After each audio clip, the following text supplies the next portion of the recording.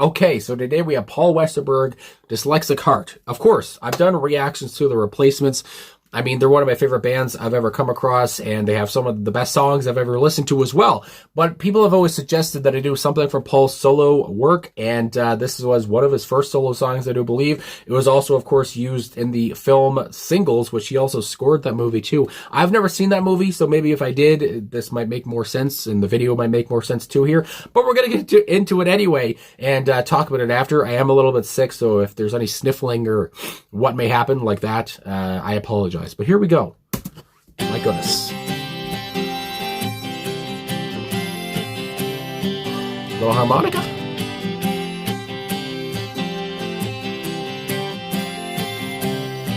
Acoustic guitar. Hold on.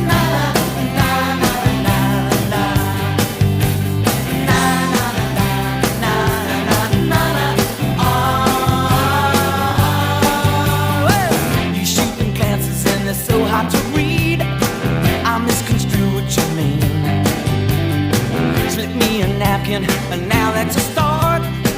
Is this your name or a doctor's eye chart? I try and comprehend you, but I got a dyslexic heart. I ain't dying to offend you, I've got a dyslexic heart.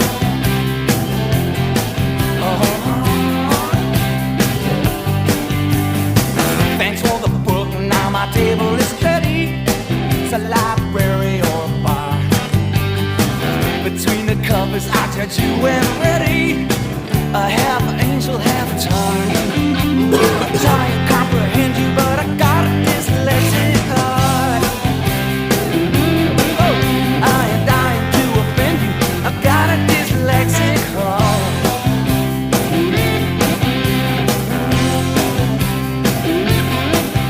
Do I read you correctly? You need me directly.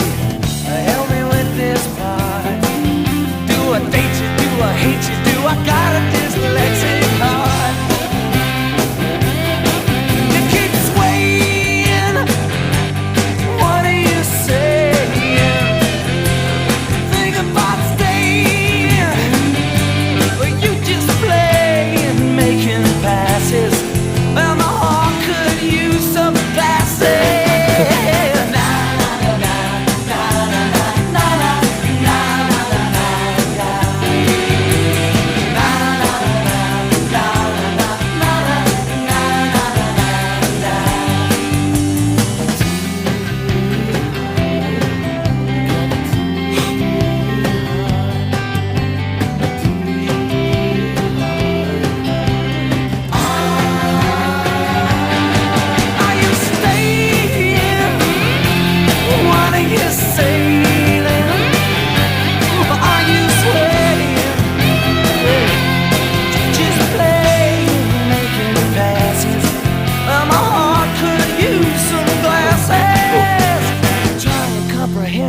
I got a dyslexic heart. But do I read you correctly? I need you directly. Help me with this part. Do I love you? Do I hate you? I got a dyslexic heart.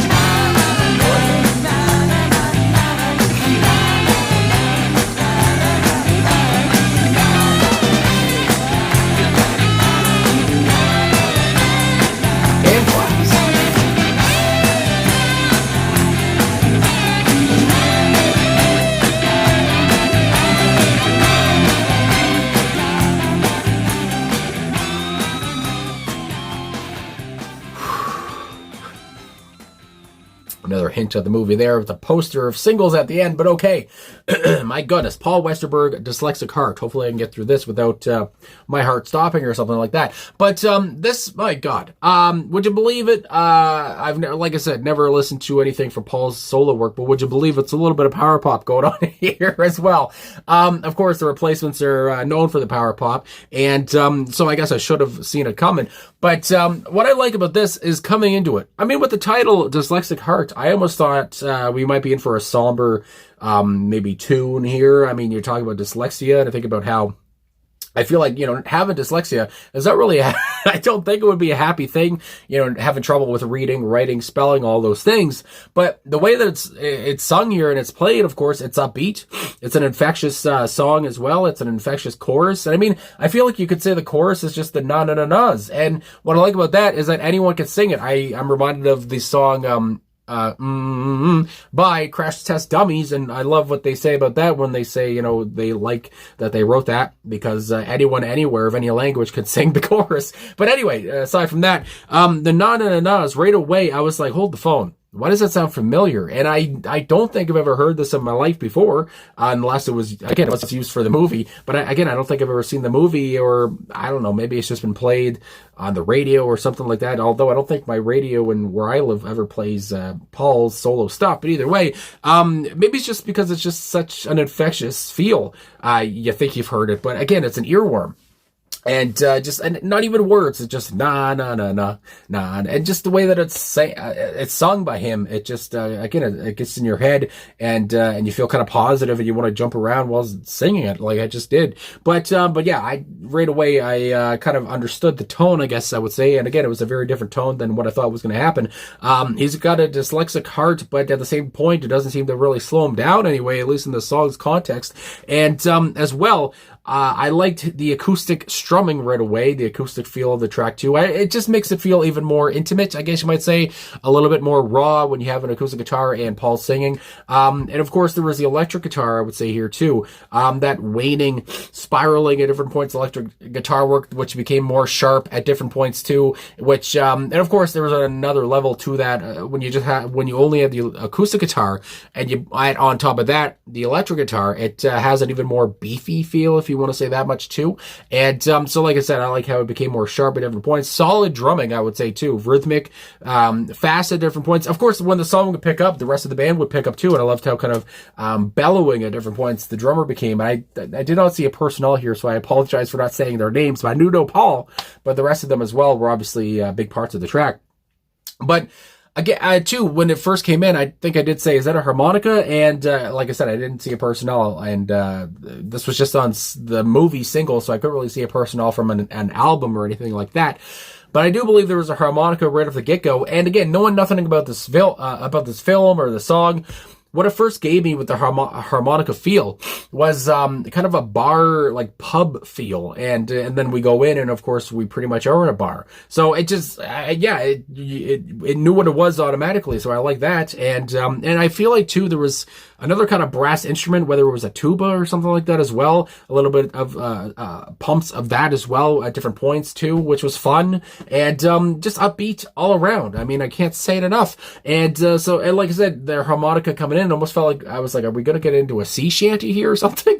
But it wasn't really that, but went into Paul's distinctive voice, and we were off. And what I like about this too, as a big fan of the replacements, and I mean, I always talk about it every time I come to a Paul, anything I do by Paul. But Unsatisfied is one of the best songs I've ever reacted to. It's one of my favorite songs I've ever reacted to. One of my favorite songs of all time. But I think about his voice in that song, where he's just straining his voice so much, and he's just wild, and he just sounds so unsatisfied, would you believe it? And he just sounds like a man possessed, and he has such a growl. And then you go to a song like this where I feel like it's a bit more accessible. I feel like, cause I would think of like people in my family or something who, if I ever put on Unsatisfied, they'd say, what the hell is this? Why is he yelling at me? But I love it. But if I put this on, people that, just like, I guess, easy going music or whatever would like it. And, so I did like that they went about it in a accessible way, I guess if you want to say that much. And, and the way that it was produced in that way too, obviously too. And but at the same point too, there were inklings to his voice where you're like, there he is, where his voice became a bit more rough. And it's crazy because again, he's not that old. I don't think this was like the early 90s, but he always had that old kind of sounding voice and an old soulful voice. But again, on here, he kind of ramped it up and made it a bit more happy, whatever. And so I like the change. It wasn't as much bite, I guess, as his other early work or whatever. But again, with the replacements. But I liked this little change too. It's fun to hear him go this way as well. And after the na-na-nas, of course, we go on to the lyrics now. And he first starts off with, "You shooting glances and they're so hard to read." Of course, I don't know if, because of course we're talking about a dyslexic heart, but I don't know if only his heart is dyslexic or he is actually, all of them is dyslexic. Again, the narrator or whatever, the person in the song, either way. But at the same point, he's having a hard time reading anyone. And it seems as well he might have a hard time reading stuff that's written down as well, of course. And he seems to be very confused and disoriented almost the whole way through. I misconstrue what you mean. Of course, he's dyslexic. His heart's dyslexic anyway. Slip me a napkin. And now that's a start. And again, there's some humor to this for me anyway. And I didn't really expect so much humor, but I'm glad it was there. Is this your name or a doctor's eye chart? Again, he doesn't know what the hell is going on. He can't really see. I think about a doctor's eye chart and how small that is, he's having trouble, of course. And then we have, "I try and comprehend you, but I got a dyslexic heart. I ain't dying to offend you. I got a dyslexic heart." So again, if I do offend you, I apologize, but I got a dyslexic heart and I can't really read signals that well at all. So I apologize either way, but I don't really know what I'm doing. Again, he seems a little bit out of it. Thanks for the book. Now my table is ready. It's a library or a bar. Between the covers, I judge you and ready. A half angel, half tart. Again, it could be half this, could be half that. I don't know. I got a dyslexic heart. I mean, my goodness gracious. Then we go on again. "I try and comprehend you." We keep going back to that line there. "But I got a dyslexic heart. I can't read you." I mean, tell me what you want. I mean, my God. "I ain't dying to offend you. I got a dyslexic heart." And then this part here, "Do I read you correctly?" I love how he keeps asking, "Do I read you correctly?" You know what I'm reminded of is, and I'm not really even a big fan of the show, but The Big Bang Theory comes to mind of Sheldon Cooper or something like that. Hard signals to read in that way. I don't know. He had hard signals to read, and that only comes to mind because my dad's a fan of that show, and he always seems to have it on. Anyway, "Do I read you correctly? You need me directly. Help me with this part. Do I hate you? Do I hate you? Do I got a dyslexic heart?" Again, you tell me what I should feel. And I'm reminded of something else, an episode of Seinfeld with Kramer, "Tell me what movie you want to see. Tell me what you want to know, or if I like you, or if I should like you, or whatever. Cause I got a dyslexic heart. I'm having a hard time here.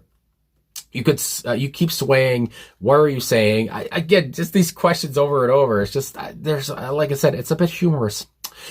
Think about staying, or are you just playing, making passes? Well, my heart could use some glasses. Again, everything, himself could use some glasses too, because he does not seem to know what's going on, and his heart can't read anyway. Glasses would help the heart, but I just love how the heart has become its own thing or whatever. You don't think about putting glasses on a heart because it's inside your chest and all that shit. But again, he can't read anything. His heart can't read anything, and he needs some help. I keep going back to it.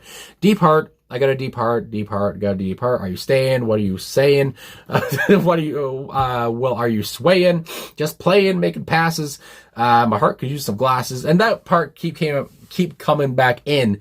And I just really enjoyed the way that Paul delivered it. Anyway, I try and comprehend, but I got a dyslexic heart. And then it's repeated on pretty much what I've already gone over later down the road. And then the na-na-na-nas go on. And I like how at the end of the lyrics here it just says, etc. Because, the na-na-nas went on for a while. And I like that they went on for a while. And that seems to be a thing with not only the song, but with a lot of his work, again, with the replacements, because that's what I've only listened to until now. But I like how the songs just go on, but I'd like them to go on for longer, to be honest with you. But I just really enjoyed how much he seemed to be enjoying himself, at least in the video. I mean, a lot of smiling going on, and the whole point, are you just playing? Are you making passes? I need some glasses. It's just, you could just picture this guy in your head, and how out of it again he seems to be, and how much help that he seems to need, and at the end of it too, you might just be almost fed up with him because it's just like, Jesus Christ, I mean, I can't help you with everything, but then he'll come back at you with, well, I got a dyslexic heart, what do you want me to do? So anyway, pretty funny, I gotta say there. Took dyslexia and kind of, did his own thing with it, and again made it upbeat and made it a bit positive and a bit happy. And even though again he seems to be having a lot of trouble, that doesn't really seem to dissuade him, I would say, in a way too. So just liked where this pretty much came from. And the whole "do I love you, do I hate you, I got a dyslexic heart," I just love how every time he was asking the other person for answers. So anyway, I guess that's all I gotta say. So finally came to one of Paul Westerberg's solo tracks. Let me know down below, other tracks you want me to listen to or whatever. That's where I get the recommendations, of course, the comments. But anyway, I guess that's all I gotta say. So thanks for watching. Thanks for liking, subscribing, commenting, all of those things. I really appreciate all the support. And I apologize for the sniffling or maybe me being a little bit disoriented myself here and repeating myself as well, perhaps. But I'm trying to not let this cold get me. But we're doing well so far. But thanks for everything. I'll talk to you guys again soon.